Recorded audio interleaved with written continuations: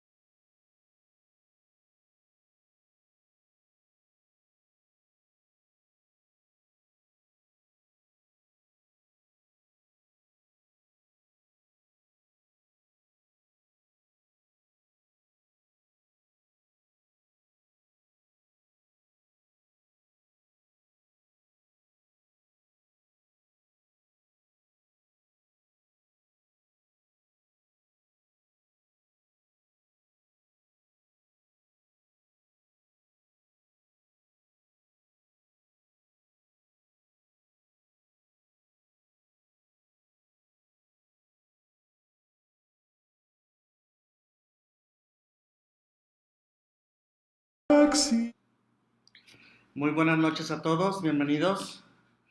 Recuerden, como les ponía en el chat, hoy hay que traer nuestra Biblia. Vamos a ver algunas citas bíblicas que están marcadas ahí en las diapositivas que vamos a ir viendo. También recuerden que teníamos una tarea que era leer Filipenses 2 del 5 al 11. Y ese va a ser nuestro versículo inicial para también hacer nuestra oración. Filipenses.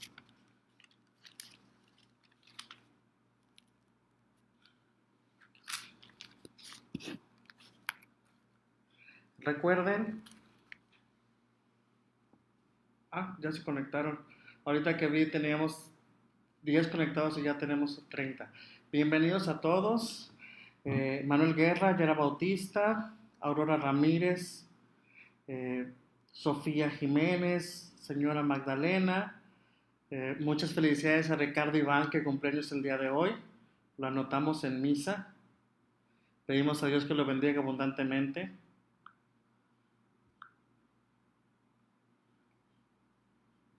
Y a todos los demás que se van conectando, muy buenas noches. Recuerden también compartir el video. Minga, saludos, bienvenida. Recuerden también compartir el video para que pueda llegar a más personas. Ayer estábamos conectados 50.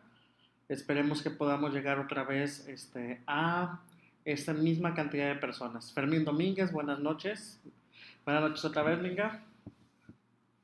Mi coordinadora de creativo ya se conectó, gracias a Dios. Yolanda Cruz, buenas noches. Telma, buenas tardes. Bienvenidos. Rosa Isela, buenas noches.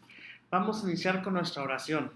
Les decía el día de ayer que íbamos a hacer oración precisamente con este himno cristológico de San Pablo. Joel, buenas noches. Saludos a tu esposa y a tus hijos. Este himno es muy interesante, es muy hermoso realmente, pero también nos habla mucho de la persona de Jesucristo. pero más allá de Jesús histórico del Cristo de la fe. Y vamos a ver un poquito sobre eso. Vamos a iniciar en nombre del Padre, y del Hijo, y del Espíritu Santo. Amén. Tengan entre ustedes los mismos sentimientos que Cristo, el cual siendo de condición divina, no codició ser igual a Dios, sino que se despojó de sí mismo, tomando condición de esclavo, asumiendo semejanza humana, y apareciendo en su porte como hombre. Se rebajó a sí mismo, haciéndose obediente hasta la muerte, y una muerte de cruz. Por eso Dios lo exaltó y le otorgó el nombre que está sobre todo nombre, para que al nombre de Jesús toda rodilla se doble, en los cielos, en la tierra y en los abismos, y toda lengua proclame que Cristo Jesús es el Señor, para gloria de Dios Padre. Palabra de Dios. Te alabamos, Señor. Te agradecemos, Señor, todo lo que nos das. En esta tarde te pedimos que nos ayudes a acercarnos un poquito más a tu Hijo Jesús. Que no solamente lo conozcamos en este estudio y en los que llegáramos a tomar en el futuro, sino que también podamos tener, como nos dice San Pablo, los mismos sentimientos que Él tiene. Que seamos humildes, obedientes y mansos. Y que tengamos tanto, pero tanto amor, que nosotros también seamos capaces de dar la vida por aquellos que nos aman, pero también incluso en tu nombre por aquellos que ni siquiera conocemos. Te pedimos, Señor, que hagas nuestro corazón grande como el de Jesús, para que podamos amar y ser obedientes como Él, pero también que nos hagas humildes para poder postrar nuestras rodillas ante su nombre y poder adorarlo solo a Él. María Santísima, te pedimos para que nos ayudes a siempre amar a Jesús como tú lo amas. En el nombre del Padre, y del Hijo, y del Espíritu Santo. Amén. Bienvenidos todos los que se van conectando. Leti Quirós, Rosalia del Carmen, Eiday Lizama, Jesús Barajas, Rosaelia, María de Jesús, y los que se van conectando y los que se me pasaron. Bueno, vamos a iniciar nuestra clase. Recuerden, hay que tener nuestra Sagrada Escritura aquí. Cintia Velázquez, buenas noches. Nuestra Sagrada Escritura con nosotros. Vamos a remontarnos a la clase el día de ayer. Era una clase muy sencilla, introducción a la Cristología, y veíamos que pues vamos a acercarnos a Jesús primeramente desde el Cristo de la fe y el Jesús histórico. Vamos a acercarnos a Él desde la proximidad de la iglesia, porque en la iglesia es precisamente donde está el creyente. Sin esa garantía que nos da la iglesia de conocer a Jesús, pues no nos podemos acercar a Él. Por eso la iglesia es un criterio de este conocimiento. Pero también nos vamos a acercar a esa parte en donde Jesús está dentro de la cristología, llamado el Jesús histórico, pero también el Cristo de la fe, que es desde el punto de vista de la economía salvífica. Y pues vamos haciendo un nexos también con su relación con el Padre y con el Espíritu Santo. Hoy de manera muy especial vamos a iniciar. Permítame, no se cambia, ahí está. Con esta primera cita bíblica, vamos todos a Lucas 9:18. Evangelio de San Lucas 9:18.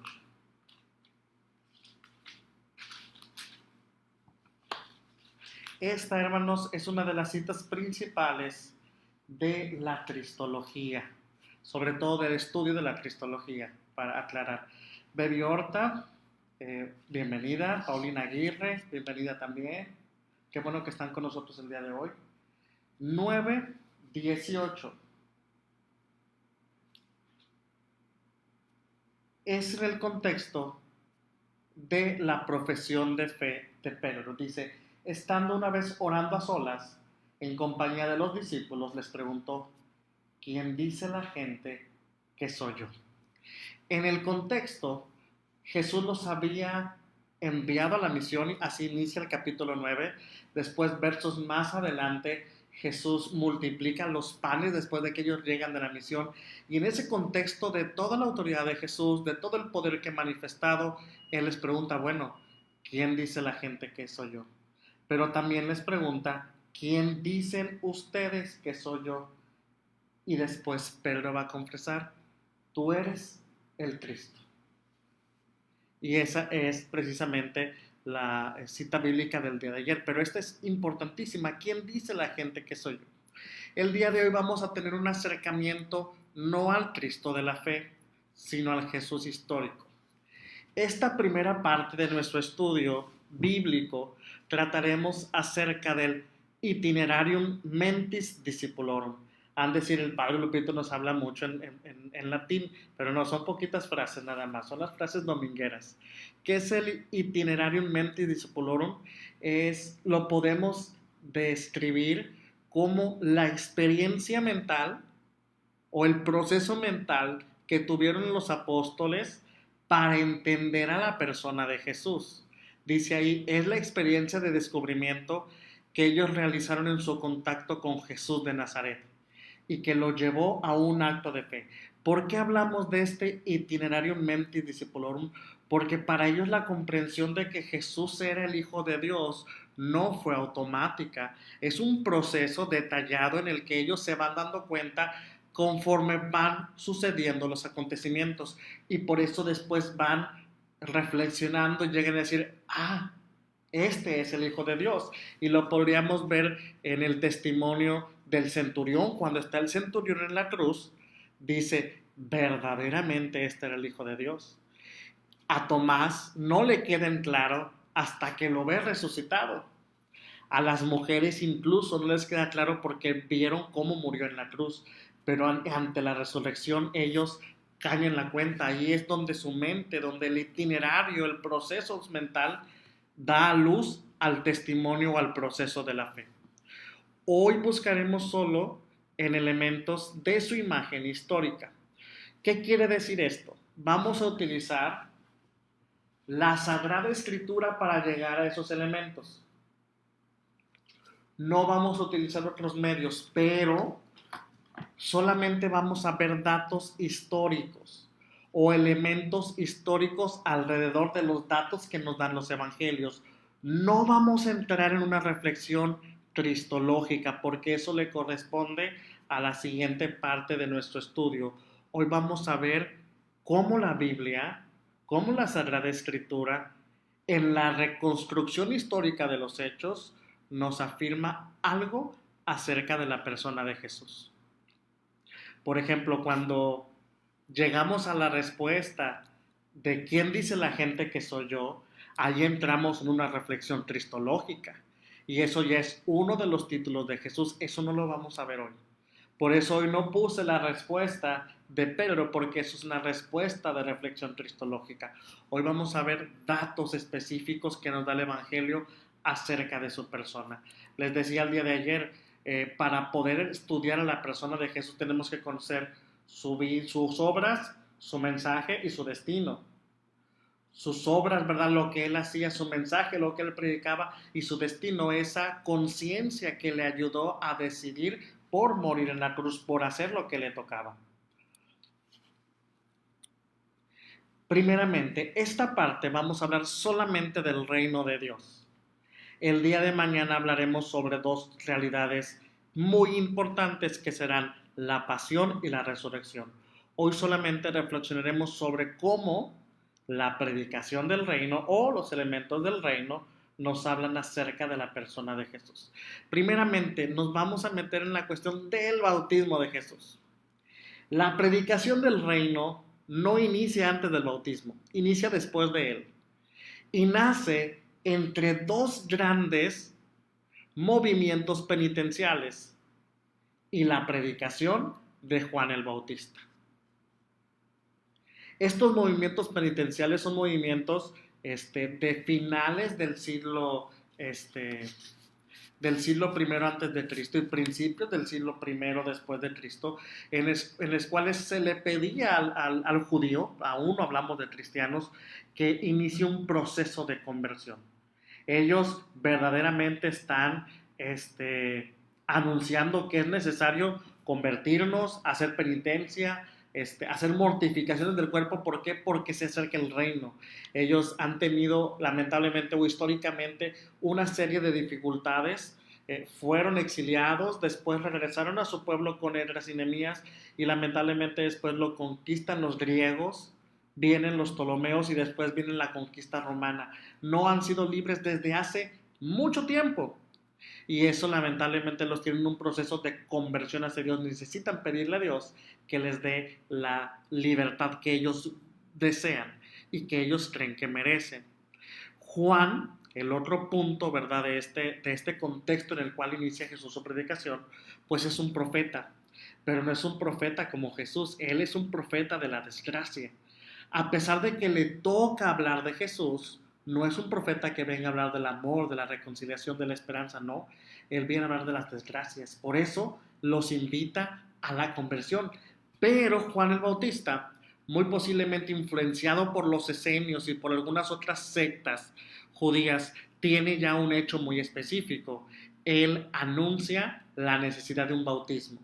Este bautismo dará la conversión o dirá, digamos así, propiciará la conversión y una actitud para ser personas nuevas. Por eso el mensaje de Juan el Bautista es muy parecido al mensaje de Isaías, cuando nos dice que tenemos que enderezar los caminos. Cuando Jesús se encuentra con Juan el Bautista, se da el primer hecho histórico que tiene una connotación de revelación divina. ¿Por qué? Porque aquí precisamente es la primera intervención la primera intervención profética y al mismo tiempo es una epifanía del poder de Dios. Vamos a leer Marcos 1 del 9 al 11. Vamos a nuestras Biblias, por favor. Marcos 1 del 9 al 11. Dice: y sucedió que por aquellos días vino Jesús desde Nazaret de Galilea y fue bautizado por Juan en el Jordán. En cuanto salió del agua, vio que los cielos se rasgaban y que bajaba el Espíritu en forma de paloma. Y se oyó una voz que venía de los cielos: tú eres mi Hijo amado, en ti me complazco. Tenemos aquí este primer acontecimiento. ¿Por qué decimos que es un hecho de revelación divina y un hecho histórico? Porque primeramente se revela la misión de Dios, que es ser el Cristo, de Jesús, perdón, de ser el Cristo, ser el Hijo de Dios. Pero también es la primera revelación de la misión salvadora de Jesús. Es el primer lochi teloyochi, es el primer lugar en el que Jesús se revela como tal. Es la primera intervención profética de Jesús, pero más allá, fíjense, de hablar de la conversión del Jesús mismo, no, es el anuncio de la conversión de Israel y de, por consiguiente, su salvación. Bienvenidos María Luisa y Oscar. También, junto al bautismo, que es el hecho inicial y el hecho que dispara en la predicación de Jesús, tenemos otro hecho histórico muy importante y que nosotros lo podemos ver, digamos así, repartido en toda la predicación del Evangelio o toda la escritura evangelística, y es el anuncio del reino como tal. Recordemos, Jesús no se predica a sí mismo. Él no viene a hablar de su persona. Sí, en el Evangelio de Juan nos habla del Padre y de la relación que tiene con Él, pero no nos habla de sí mismo. Él no viene a predicarse, sí viene a predicar el reino. El núcleo central de su predicación es el reino y lo vemos en Marcos 1:15. Dice: el tiempo se ha cumplido y el reino de Dios está cerca. Conviértanse y crean en el Evangelio. Recuerden que de hecho esta es una de las frases bíblicas que decimos los miércoles de ceniza. Bienvenida, Delfina. De este reino es bien curioso porque Jesús viene a predicarlo, pero no tenemos una definición de él. No se entiende como una definición global, ¿verdad? No tenemos una palabra o no tenemos un conjunto de palabras en las que Jesús diga esto es el reino, no. Pero lo podemos nosotros llegar a entender desde el horizonte de la justicia y de la paz. Lo que sí entendemos es, por ejemplo, que el reino es un acontecimiento por medio del cual Dios comienza a reinar y se manifiesta su poder. ¿Qué entendemos del reino como tal? Primeramente que el reino que Jesús predica es el reino de Dios. Segunda, como está en un horizonte de justicia y de paz, debemos de entender que es un reino que no se impone por la fuerza. Él lo ha dicho, mi reino no es de este mundo. Si yo quisiera, enviaría a los ángeles para que me hubieran rescatado, lo dice el Evangelio de Juan, pero mi reino no es de este mundo. ¿Su reino de qué naturaleza es? Su reino es precisamente el reino de los cielos. Por eso no se impone la fuerza. Pero también el acceso al reino, como dice Marcos 1:15, y como él lo predica en innumerables ocasiones, es precisamente la conversión y el reconocimiento de nuestra pequeñez delante de Dios. Al mismo tiempo, el reino es una acción de la misericordia divina. Va más allá de la propia ley judía que había estado establecida. Va más allá porque la viene de una manera definitiva a actualizar. La viene o le viene a dar sentido. Más adelante vamos a ver, por ejemplo, las bienaventuranzas. Y este reino, en este mundo, ya se comienza a hacer. Nosotros lo podemos ver ya palpable que se está haciendo. Por eso Él dice, ¿verdad? Es paz, es gozo, es alegría en Dios. Junto a la predicación del reino, tenemos la predicación de las parábolas.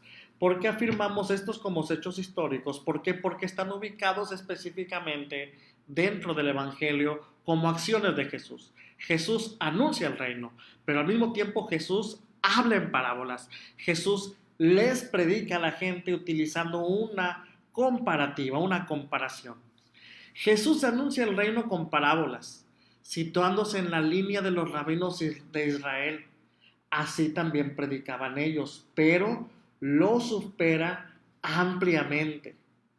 Las parábolas que viene a traer Jesús son sorprendentes, son en su mayoría paradojas que no se logran comprender a primera instancia. ¿Cómo es posible que el reino de los cielos, eso es una paradoja, sea como un grano de mostaza? Si el grano de mostaza es pequeñísimo, si no lo podemos nosotros, es incomprensible a la mente humana, no lo podemos comprender. Se presenta muchas veces como ataques, incluso podríamos decirlo así, a los convencionalismos o la manera de ver y de actuar o de ser. ¿Cómo es posible que el reino sea como una red de un pescador si los pescadores son lo más bajo dentro de la jerarquía social? ¿Cómo es posible que el reino de los cielos sea como un sembrador que salió a sembrar y que tenga que venir los pájaros a comerse las semillas para decirnos que el que no cree no dará frutos? Eso es lo paradójico del reino. ¿Por qué? Porque es una realidad que se escapa a nuestra mente, pero que se explica con palabras muy sencillas. El reino como tal, podríamos decir que tiene un carácter sacramental. ¿Por qué? Porque está oculto. Contrasta con la realidad, pero describe diferentes aspectos del reino de los cielos. Pero al mismo tiempo, podemos decir que de todas esas parábolas que tenemos, por ejemplo, la parábola de las vírgenes prudentes, la parábola de los talentos, del ladrón, del mayordomo infiel, las parábolas del siervo, la parábola del hijo pródigo, de la oveja perdida, del buen pastor, esas parábolas del buen samaritano, esa parábola del trigo, la cizaña, a pesar de todas esas comparaciones, saludos Delfina y saludos Lourdes, a pesar de esas comparaciones, la parábola más grande y excelsa es el mismo Jesús. Él es, al final de cuentas, la parábola viviente del Padre. Él es quien manifiesta al Padre, pero queda algo oculto. Recuerden cuando vimos nuestra clase de revelación, que es precisamente que Jesús se nos revela, pero para revelarse tiene que dejar algo oculto para que no agote. Y no solamente para que no agote, sino simplemente porque no podemos llegar a alcanzar a entender todo lo que es Él. También estas parábolas tienen un corte que se les llama escatológico. ¿Por qué? Porque nos hablan de realidades eternas o las realidades futuras que son el reino de los cielos. Junto a esta predicación de las parábolas, tenemos una predicación muy importante que es la predicación de las bienaventuranzas. Las bienaventuranzas las tenemos en los evangelios de Lucas 6, 20 al 21 y Mateo 5 del 3 al 6. Lucas, vamos a irnos todos a Lucas 6, 20 y 21.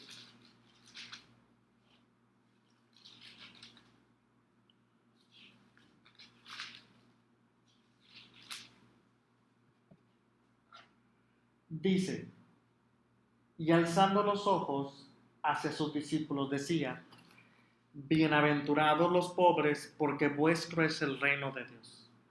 Bienaventurados los que tenéis hambre ahora, porque seréis saciados. Bienaventurados los que lloran ahora, porque reiréis. Bienaventurados seréis cuando los hombres los odien, cuando os expulsen, los injurien y los persigan vuestro nombre como malo por causa del Hijo del Hombre. Palabra del Señor. Gloria a ti, Señor Jesús. Ahí tenemos en Mateo estas bienaventuranzas. En un principio, o digamos las exégesis nos dicen que en un principio solamente son 3. Históricamente hablando, las que dijo Jesús. Nosotros ya después de la reflexión teológica tenemos una serie diferente o más explicada de las bienaventuranzas. Y que en un principio pues eran la de los pobres, los hambrientos y los afligidos, las primeras 3 bienaventuranzas, que son los relatos más antiguos que tenemos de ellas, o los escritos más antiguos. Ahora, podemos decir que estas bienaventuranzas como tal son la fusión de 2 estilos bíblicos, el estilo sapiencial y el estilo profético. De hecho, de ahí tenemos, por ejemplo, esas 3 palabras. El estilo sapiencial, que está muy emparentado con la filosofía griega, nos da ese felices, dichosos, bienaventurados, que de hecho nosotros podríamos bien traducirlo al griego como eudaimonía, y nos hablaría muy bien, ¿verdad?, del sentido de la bienaventuranza, la eudaimonía griega, o el makarión en hebreo, que es el dichoso, el feliz, el bienaventurado. Pero también tenemos el estilo profético que nos da palabras, por ejemplo, como los pobres, los hambrientos y afligidos. Estas bienaventuranzas son la fusión de estos 2 recursos bíblicos, de estos 2 estilos. Y su carácter es plenamente escatológico, porque nos hablan de la venida del reino. Y de hecho su lenguaje es apocalíptico, porque nos hablan de una conversión de los valores. Los que ahora lloran al final serán consolados. Los que ahora sufren al final recibirán un premio y el perdón de Dios. Nos habla precisamente de ese sentido final de llegar a la salvación. Pero también, muy importante, las bienaventuranzas nos proclaman la alegría que Dios quiere para el hombre. Por eso su inicio es precisamente con un dichosos, un feliz, un bienaventurados. Dependiendo de la traducción, las 3 palabras son correctas, ya sea dichosos, felices o bienaventurados. Son palabras que nos hacen alusión a ese o a esa necesidad, o digamos así, a ese querer divino de Dios de que todos seamos felices. Y aquí pues vuelve la pregunta de catecismo, esa pregunta antigua. A lo mejor los canso porque lo digo mucho en la homilía, pero es cierto, es sencillo, es decir, bienaventurados, dichosos, felices. Ese ser felices es el objetivo de Dios. ¿Para qué nos hizo Dios en el cielo? Dice la pregunta. Dios nos hizo para que fuéramos felices con Él en el cielo. O sea, el objetivo de Dios es precisamente nuestra felicidad. La bienaventuranza proclama ese proyecto de Dios hermoso y amoroso de que todos seamos felices con Él. Signos que revelan la presencia del reino. Primeramente, los milagros. Los milagros son una parte muy interesante de la vida de Jesús. No los vamos a ver a profundidad porque ya se nos acabó el tiempo, pero nos muestran esa relación que Jesús tiene no solamente con el necesitado, sino también donde muestra quién es Él, su poder. Jesús, por ejemplo, se compadece ante los que tienen hambre en los milagros y multiplica los panes. Jesús se compadece ante el pecador y lo perdona, pero después cuando le dicen, ¿tú quién eres para perdonar pecados? Él lo sana al tullido. Jesús ve a las ovejas sin pastor y siente pena por ellos. Los milagros no solamente nos manifiestan el poder de Dios, sino también nos ayudan a ver esa imagen muy específica de la humanidad de Cristo. Pero también hay otra parte muy interesante, que es los marginados, que es la comunión que Jesús tiene con ellos. Otro aspecto de la actividad de Jesús, dice el autor, por el que se hace presente la buena nueva, es decir, el anuncio del reino, es precisamente su trato con sus semejantes, con marginados, con publicanos, con pecadores. Comparte la mesa con ellos, entra en comunión, no es alejado. A pesar de que pudiéramos decir que Jesús cumple la ley y sí la cumple, no se aleja de ellos. Vemos hoy, por ejemplo, el evangelio de la mujer cananea que le pide a Jesús que cuide a su hijo, ¿verdad? Y después de un diálogo que Jesús no debería de tener, porque está hablando con una mujer y segundo es una cananea, él accede a cumplir el milagro que ella le está pidiendo. Junto a él está la libertad de Jesús ante la ley. Y esta libertad ante la ley es algo muy interesante. Jesús viene a darle una recta interpretación. Jesús es el verbo, Él es la palabra viviente, Él es por quien todo fue hecho, Él es la misma ley encarnada, pero Él viene a darle un sentido correcto a la ley como tal. Por eso en el Evangelio de Mateo hay todo un cúmulo de predicaciones en el cual dice, si los antiguos decían ojo por ojo y diente por diente, yo les digo que si tú maltratas a tu hermano es pecado de muerte.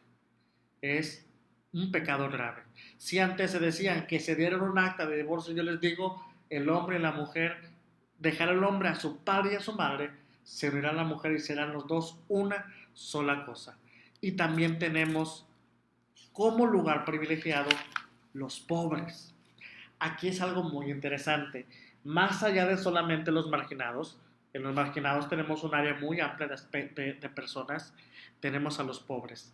El Evangelio de Lucas está volcado precisamente a esa visión de Jesús de ir con el pobre. No solamente el pobre de espíritu, sino el pobre físico, el pobre social, el pobre económicamente hablando, aquel que tiene una necesidad, que vive en un estado precario. Jesús va con ellos y ese es un punto central de la predicación del reino de los cielos. Es el evangelio que ha venido para restaurar al pobre. Lo dice muy bien el Magnificat, ¿verdad? Todo el himno está asociado precisamente a ese resurgimiento de los humildes y los sencillos. Y el discipulado. El discipulado es muy interesante porque Jesús hace una escuela en torno a su persona. Busca a sus apóstoles, busca a sus discípulos y hay condiciones, o más allá de condiciones, hay enseñanzas y hay exigencias. Para ser discípulo tenemos que escuchar su palabra, responderle y dar testimonio de él. Por eso es una condición interesante de este anuncio del reino, pero también de la historicidad de Jesús. Y por último, fundamento del anuncio de la experiencia del Abba. ¿Qué significa Abba? La traducción, digamos así, más cercana sería papá o papito o papi, como nosotros le decimos ahora en nuestro español del siglo XXI, ¿verdad? De nuestro siglo. Ahora bien, ¿por qué es tan importante esta experiencia? Vámonos a Mateo 14:36.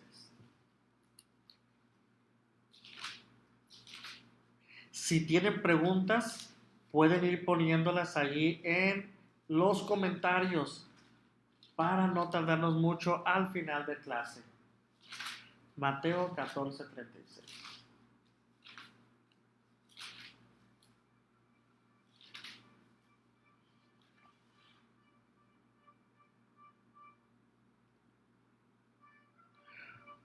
Perdón, aquí anoté la cita incorrecta. Permítanme.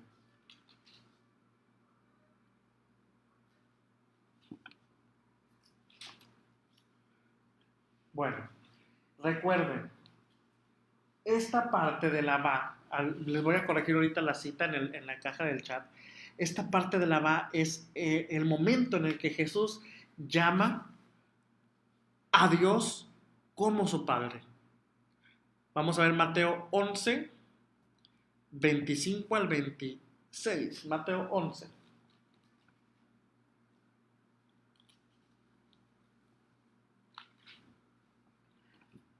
Dice, en aquel tiempo, tomando Jesús la palabra, dijo, yo te bendigo, Padre, Señor del cielo y de la tierra, porque has ocultado estas cosas a sabios e inteligentes. Es difícil, decíamos al principio, que para poder hacer cristología tendríamos o teníamos que estar o entrar en la conciencia de Jesús y que para poder entrar a ella necesitamos conocer sus acciones y su mensaje, su destino. Si bien es difícil acceder a una conciencia, es mucho más difícil acceder a la conciencia de Jesucristo. La única manera, y que es parcial, es mediante sus actos. En Jesús, los actos que nos acercan a ella, los hemos mencionado ya, que son su bautismo, su predicación, los milagros, las bienaventuranzas, su proyecto de discipulado, todo su ser, su obra, su mensaje. Pero resalta de entre todas estas la invocación a Dios como Abba. ¿Por qué? Porque esto implica, cuando Jesús llama a Dios Abba, quiere decir que Él ha tomado conciencia de la misión que tiene. Cuando Jesús dice o llama a Dios Padre, cambia toda la circunstancia del Evangelio, cambia toda la circunstancia acerca de lo que Jesús siente de sí mismo, lo que Él piensa, lo que Él es. ¿Por qué? Porque inmediatamente cuando Él llama a Dios Abba, cuando vemos ese hecho histórico en el Evangelio escrito, estamos hablando de que Él ha tomado conciencia de su misión como hijo. Nos dice Verónica de Torres, Armando Torres, dice, ¿la palabra Abba es propia de Jesús o es correcto que también la use el pueblo? Es una palabra correcta para el uso de todos, Abba, que es llamar con amor a Dios papá. De hecho, Armando Torres,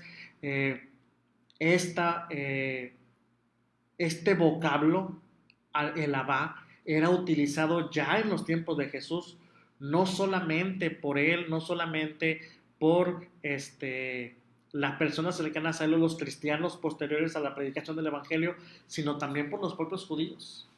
Pero, pues obviamente habla de una familiaridad. ¿Qué nos dicen los exégetas? ¿Qué nos dicen ellos? Que cuando Jesús se expresa a Dios como Abba, está tomando conciencia de su misión salvadora, está tomando conciencia de la misión redentora que Él ha venido a traer, está tomando conciencia de que Él es el Hijo de Dios. Otra pregunta, Fermín Domínguez, ¿a qué se refiere Jesús cuando dice crear en la buena nueva? La buena nueva es la proclamación del Evangelio del reino de los cielos. Crean en lo que predico, crean en mis palabras, a eso se refiere, crear en la predicación del Evangelio. Muy bien, continuamos con este aspecto del Abba. Cuando Jesús llama a Abba Padre, trasciende toda la realidad del Antiguo Testamento. Y en él se cumplen las promesas mesiánicas, porque él ha hecho para sí mismo todas aquellas promesas de ese nacimiento del Mesías, Hijo de Dios, Hijo del hombre, que ha venido a consumar la obra salvadora. Por el día de hoy con esto vamos a terminar. ¿Alguna pregunta que tengan antes de que vayamos a terminar nuestro en vivo? De nada, Armando, para servirles. ¿Alguien tiene alguna pregunta? En síntesis, todo lo que acabamos de escuchar, desde ese hecho histórico como tal que es el bautismo, pasando por su predicación, pasando por su experiencia discipular, pasando por la predicación del núcleo del Evangelio que son las bienaventuranzas, sus milagros y esa experiencia de la va, conforman la experiencia histórica que nos van estructurando la persona de Cristo, que nos van estructurando quién es Él y cómo es Él, y que nos van a ayudar a entrar de una manera parcial, porque no lo podemos hacer de manera completa, a la conciencia de Jesús. Mauricio Chalom, sí lo subo. Ahorita me faltan subir algunos de las clases pasadas, pero me voy a poner al corriente y van a estar todos en YouTube.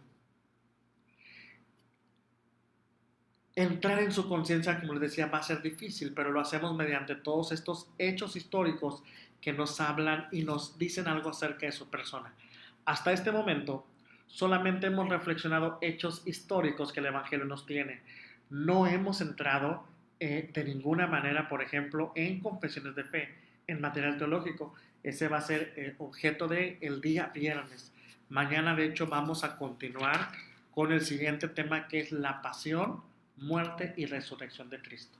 Mañana también, por favor, se traen su Biblia para que podamos ir siguiendo y subrayando y anotando. Mauricio Chalón, mi nombre completo, Padre José Guadalupe Sánchez Cornejo. Ahí en mi página de Facebook, ahí hay un link para llegar a el canal de YouTube. Bueno, por lo pronto es todo, ¿verdad? Los invito a que terminemos nuestra sesión con una oración. Despidámonos encomendándonos a María Santísima, diciendo juntos: Dios te salve María, llena eres de gracia, el Señor es contigo, bendita eres entre todas las mujeres y bendito es el fruto de tu vientre Jesús. Santa María, Madre de Dios, ruega Señora por nosotros los pecadores, ahora y en la hora de nuestra muerte. Amén.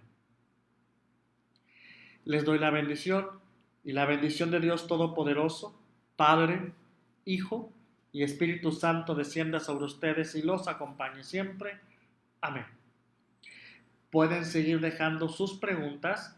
Ya ahorita, como quieran, se las voy a responder en los leyendo ya los comentarios de el video. Allí esperen la notificación de que les respondí cada una de sus preguntas. Dios los bendiga, cuídense mucho, nos vemos el día de mañana para continuar con nuestra clase. Recuerden, compartan el video para que puedan llegar a más personas. Hoy ya tuvimos otra vez los 50 alumnos prácticamente, es un buen número y esperemos que puedan conectarse más. Dios los bendiga.